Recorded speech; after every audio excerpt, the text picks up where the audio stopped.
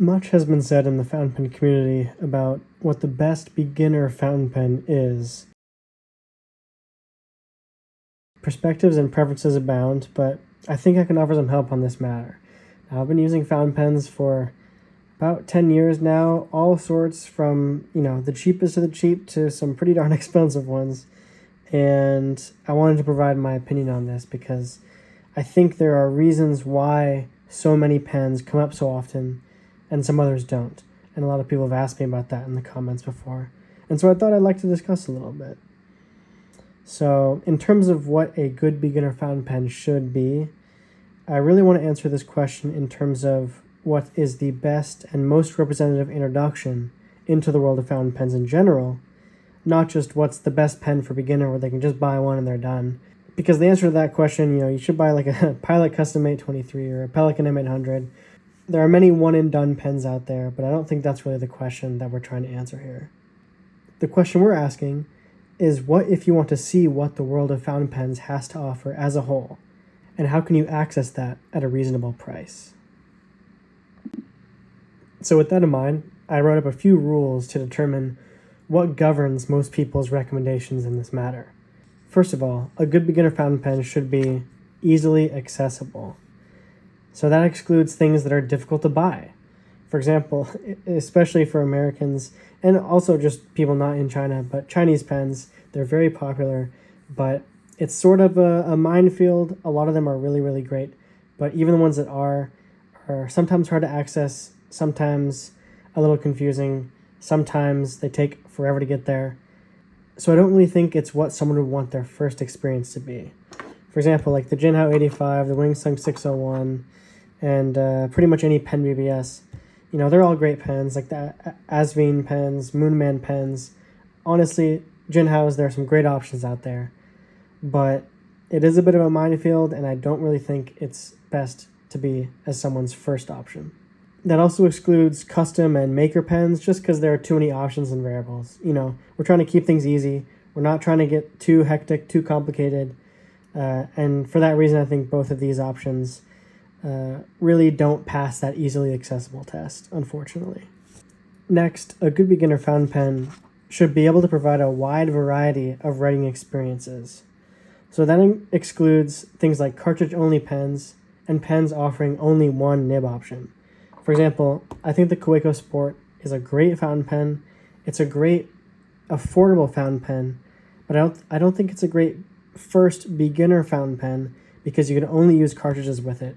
And that sort of excludes you from a massive part of the fountain pen hobby in general, which is using whatever ink you want, refilling all the time, trying out new inks. Not being able to have that experience with your first pen, I think, is a real downside. Thankfully, not too many brands offer very, very limited nib options anymore. But when I first got into the hobby, that was really a thing. Thankfully, pretty much every brand at least offers fine, medium, broad at this point. If you want to write big, you should have that option. If you want to write small, you should have that option. And so I think any pen that really only offers like a medium, I really just think it should be out of the question as a general recommendation. Next, a good beginner fountain pen should be built to last. You want a high quality pen. You want a pen that you can carry around forever, because if this is your one pen, fountain pens are meant to be reusable, replace disposable pens, be a more sustainable option. And if it's not built to last, then it's not going to really accomplish that. And so that definitely excludes the cheapest of the cheap. Anything really, really cheap, anything, if you're tempted by a deal on eBay that's like a Jinhao 991 or whatever for like a couple dollars, I'm sure they're really not bad pens. But I wouldn't recommend that one across the board as a great beginner fountain pen. Same thing as this Monteverde Monza. Honestly, it's not a bad pen, but it's definitely really cheap. I could really see someone being sort of put off by that experience in general, and so I don't think it's great as a beginner fountain pen. This also excludes pens with reputations for poor quality control. Now, I am a big fan of a pen like a Neural's Ahab. I really do have a soft spot for it. It was one of my first pens, but they're very upfront. It's a Tinkerer's fountain pen. It's probably not going to work out of the box. You really can do great things with it, but it definitely has a reputation for not being able to write out of the box a lot of the time. And so I really think it's out of the question as a beginner fountain pen in that sense. You really want a beginner fountain pen to have a sterling reputation for QC so that no one gets put off by a negative experience right off the bat. Next, a beginner fountain pen should be reasonably affordable. So this excludes next level or mid-tier fountain pens as a beginner pen option. You think about like the $50, $75, $100 range. Pilot Vanishing Point, it's a great pen. Lamy 2K, it's a great pen. But they really are not beginner pens. And that sort of goes without saying, but I really do think there is something to recommending something just above the lowest quality, which is, why I mentioned the previous point. But that sort of gives diminishing returns at some point for what you would want a beginner fountain pen to be. And so I'd think that, even though they might be great pens, they're sort of out of the question here. Next, and this one might be a little controversial, a good beginner fountain pen should provide a comfortable experience for all. And what do I mean by that? I think this excludes pens with metal grip sections.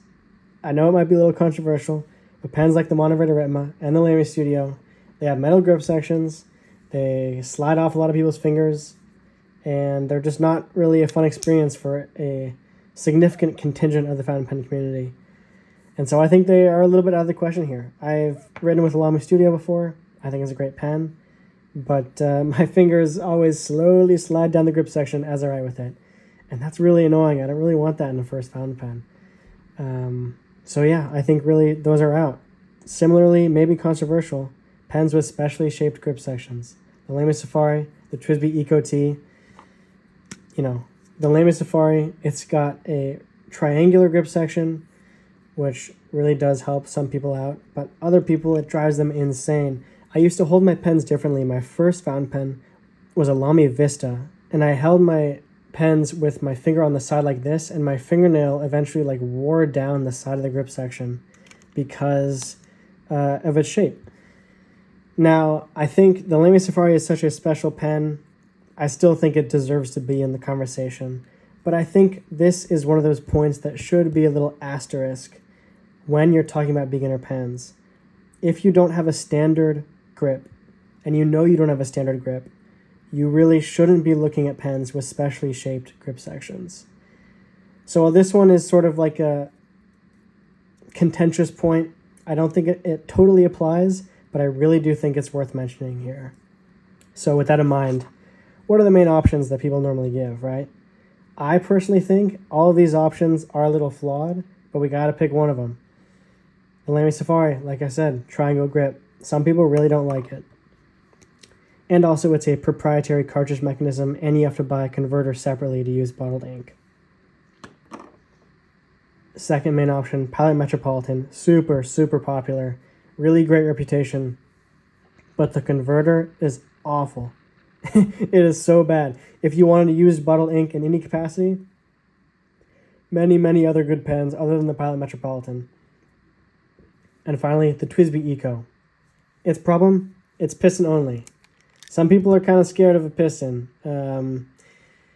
I can see why, I don't think it's anything to be afraid of. I think it's a good hurdle to jump, but honestly, having no, protection from this being unscrewed in your bag or something like that, I mean, it is a little scary, but, as long as you get it on tight.